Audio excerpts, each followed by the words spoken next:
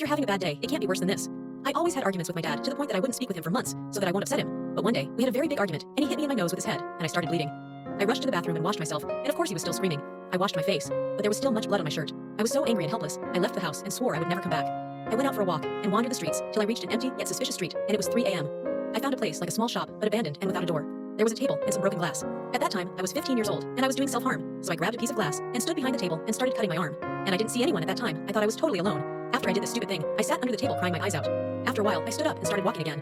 What I didn't know of is that there was someone who saw me harming myself and thought that I was taking a drug injection because it was really dark, and drug injections are a thing in Egypt, and that guy called his friends.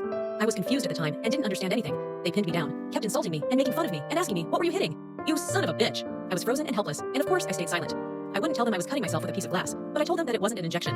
They stole my AirPods and wanted to steal my money, but I didn't have any money, and there was still blood on my t-shirt, but it was dark and none of them saw it because I covered it.